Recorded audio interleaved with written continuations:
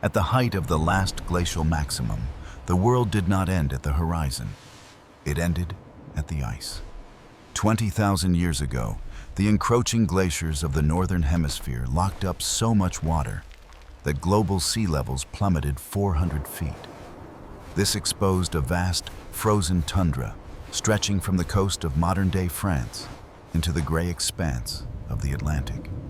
It was a landscape of absolute hostility, a place where the wind chill could strip the heat from a human body in minutes and where the sun hung low and pale in a perpetual winter sky. Why would any rational being leave the relative safety of the European continent to step into this white void? What desperation forces a land mammal to become a creature of the sea? To understand the impossible journey, one must first understand the cage. The Solutrean people, inhabitants of present-day southwestern Europe, were master craftsmen living on the edge of the habitable world. But the land behind them was shrinking. As the ice sheets expanded southward from Britain and Scandinavia, they consumed vast grazing lands, pushing herds of reindeer, horse, and bison into narrower corridors. This geological vice created a crisis of resources. The interior of the continent was becoming a frozen cul-de-sac. And for a hunter-gatherer society, high population density is a sentence of death. When the land fails, the eyes of the survivor turn to the only remaining frontier: the water. The ocean, however, was not empty. While the deep Atlantic was largely a biological desert, the edge of the ice shelf, the littoral zone, was exploding with life. Here, the physics of the ocean created a unique opportunity. Where the deep, cold currents hit the continental shelf, nutrient-rich water was forced upward in a process known as upwelling. This constant supply of nutrients fed the plankton, which fed the fish, which drew the massive colonies of seals and the flightless great auk. The ice edge was not a barrier. It was a grocery store, arguably richer in protein than the land they were fleeing. But accessing this bounty required a fundamental shift in human engineering. A hunter on the plains relies on speed, silence, and the solidity of the earth beneath his feet. A hunter on the ice shelf faces a chaotic, shifting jigsaw of pack ice and icebergs, governed by the violent thermodynamics of the ocean. Navigating this required a cognitive leap. The Solutrean hunter had to trade the stability of the earth for the unpredictability of a frozen sea. The stakes were absolute. On land, a navigational mistake usually means hunger. On the ice shelf, a mistake implies immediate immersion in water barely above freezing, leading to incapacitation and death within minutes. Historians still argue whether the Solutreans were merely beachcombers or true mariners capable of deep sea travel. The archaeological record is largely silent, erased by the rising tides that drowned their coastal settlements 12,000 years ago. Yet, the logic of survival suggests they had no choice. To harvest the seal, one must leave the shore. This necessity birthed the first true confrontation between human ingenuity and the crushing power of the North Atlantic. They stood on the precipice of the ice bridge, looking west toward a destination they could not see, armed only with stone tools and the desperate need to survive. The journey began not with a map, but with a hunger that the land could no longer satisfy. To survive the North Atlantic, one must discard the intuition of the forest. On land, strength is synonymous with rigidity. The oak tree survives the storm because it does not move. But in the chaotic, grinding environment of the pack ice, rigidity is a fatal flaw. A wooden hull, no matter how thick, possesses a static grain structure. When a block of ice weighing half a ton strikes a wooden plank, the energy travels in a shock wave until it finds a weak point, causing the timber to shear and shatter.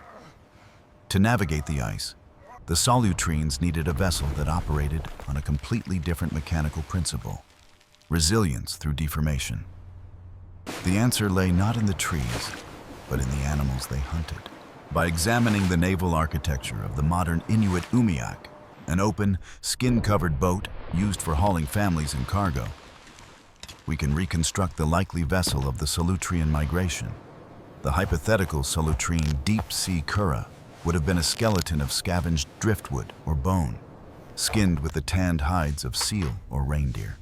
Unlike a wooden ship held together by rigid pegs or nails, the frame of a skin boat is lashed together with sinew or rawhide. This engineering choice is critical. A lashed joint creates a flexible matrix. When the boat is squeezed between two closing ice floes, the entire frame distorts, compressing like a rib cage, and then springs back into shape once the pressure is released. The skin hull acts as a high-tension membrane. When a jagged chunk of ice impacts the side of an Umiak, the skin does not resist the force directly. It absorbs it. The hide stretches, dissipating the kinetic energy across the surface area of the boat, much like a modern Kevlar vest catches a bullet. This is the physics of survival in the cryosphere. The vessel survives not because it is harder than the ice, but because it refuses to fight it. The Solutrean boat builders likely utilized the blind stitch, a sewing technique where the needle pierces the skin, but does not pass all the way through the outer layer, ensuring that the seam remains watertight even when submerged. This technology relies entirely on the bone needle, an artifact that appears with high frequency and sophistication in the Solutrean archaeological record. Furthermore, the weight-to-displacement ratio of a skin boat offered a strategic advantage that a dugout canoe could not match. Navigating the ice shelf often meant crossing leads, channels of open water that could close rapidly as the wind shifted. If the route became impassable, a crew of 6 could step out onto the ice, lift the entire vessel, cargo included, and haul it across the floe to the next patch of open water. This amphibious capability turned the ice from a barrier into an extension of the route. The boat was not just a vehicle. It was a portable shelter, a roof that could be flipped over on the ice to provide protection from the screaming wind. Historians still argue whether these vessels utilized rudimentary sails or relied entirely on paddle power. While a skin boat is light, it creates significant drag, and a simple square sail made of hide would have been effective only with a following wind. However, the propulsion method is secondary to the hull integrity.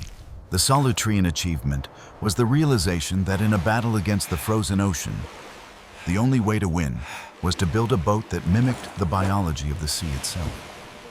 A skeleton and skin designed to flex, breathe, and endure the crushing weight of the world. The most relentless predator on the North Atlantic ice shelf was not the polar bear or the orca. It was the second law of thermodynamics. Heat naturally flows from a warmer object to a cooler environment, and in the sub-zero vacuum of the last glacial maximum, the environment was an infinite sink for thermal energy. For the Solutrean navigator, survival was not merely a test of will. It was a mathematical equation of input versus output.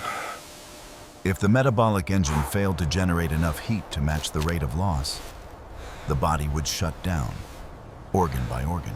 To comprehend the magnitude of this physical challenge, we must contrast the metabolic baseline of a modern human with that of an Ice Age hunter.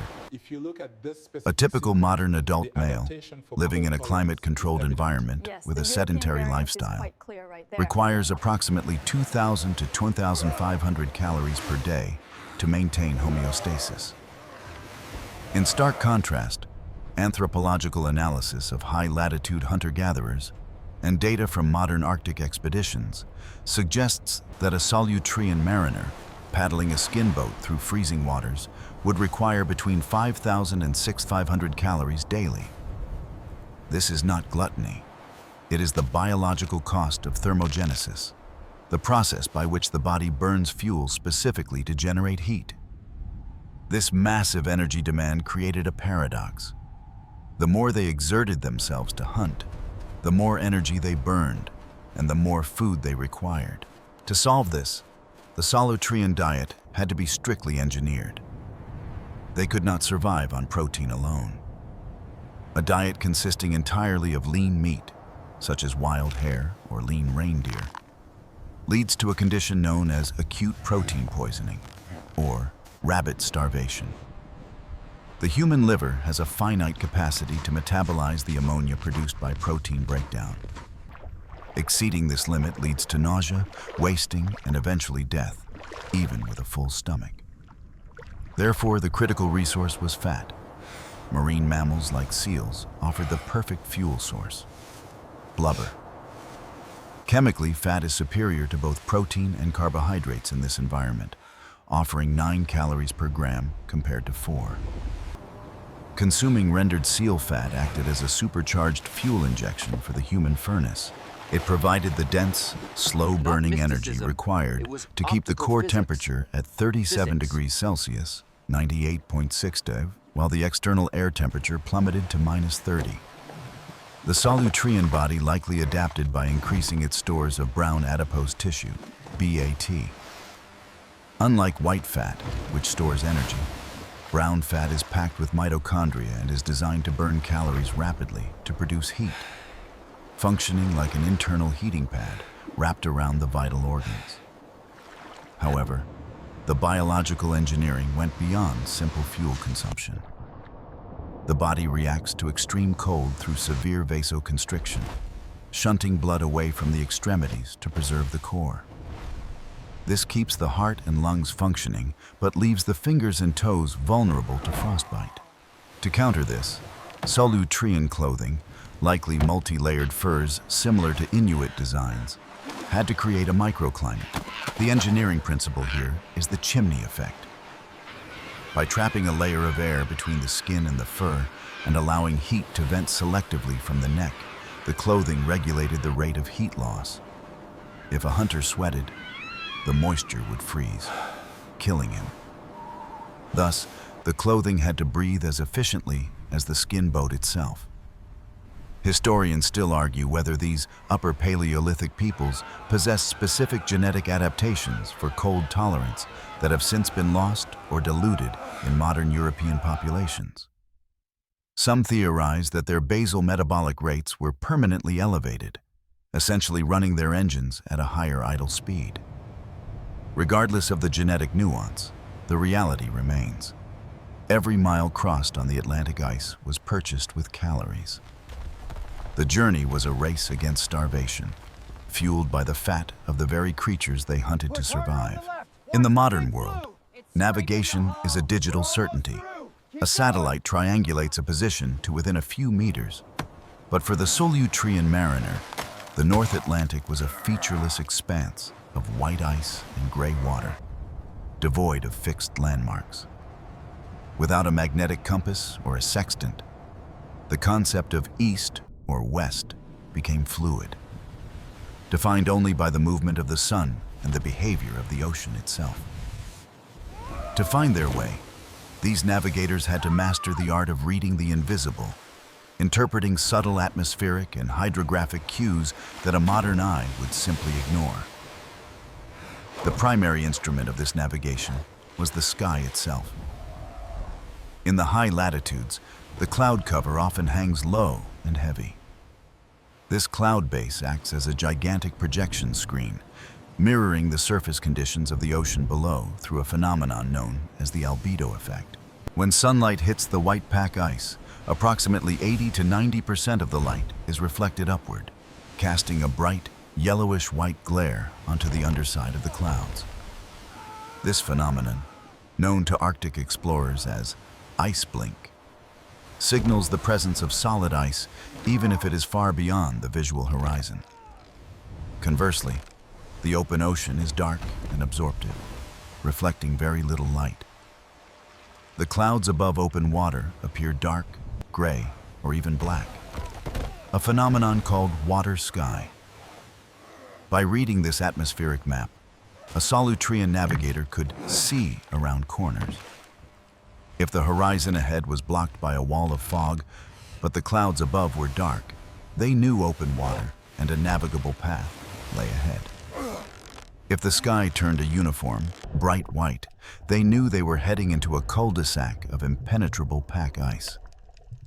This was not mysticism. It was optical physics. The atmosphere provided a radar-like image of the surface, allowing the crew to plot a course through leads and channels that were invisible from the water level. Beneath the hull, the ocean provided a second layer of data through the analysis of swell patterns. A skin boat is highly sensitive to the motion of the water. In the open Atlantic, wind generates long, rolling swells that can travel for thousands of miles without interruption. However, sea ice acts as a massive damper, absorbing the kinetic energy of the waves.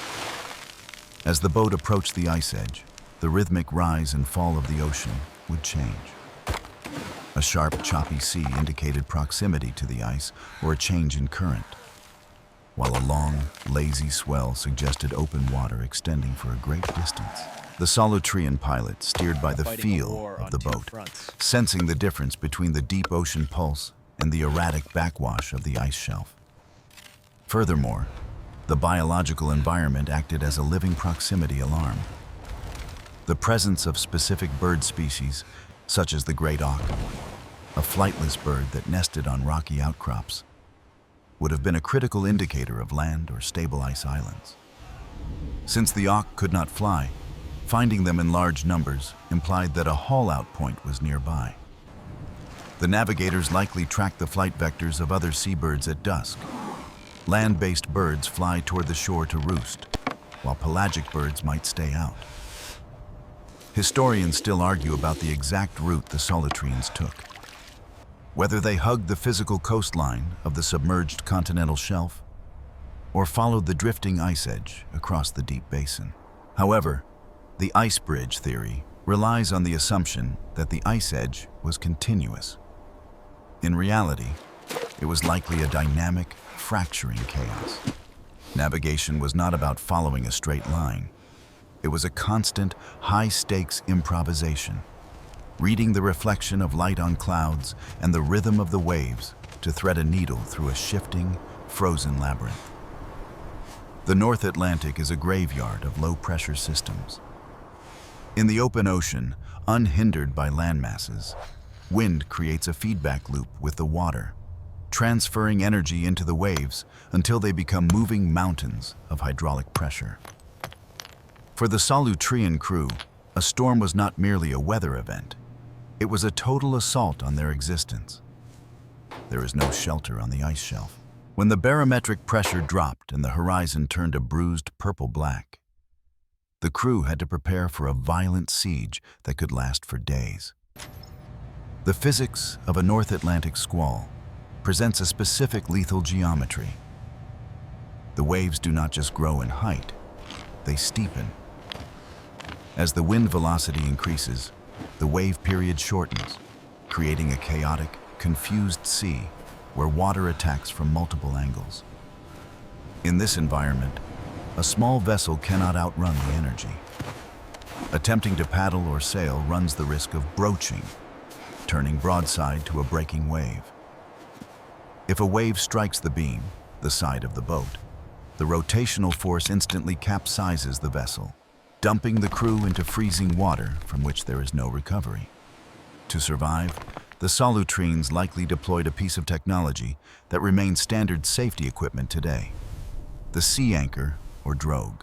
By trailing a heavy, cone-shaped bag made of hide or a bundle of spare timber and skins from the bow of the boat, they utilized the principle of hydrodynamic drag.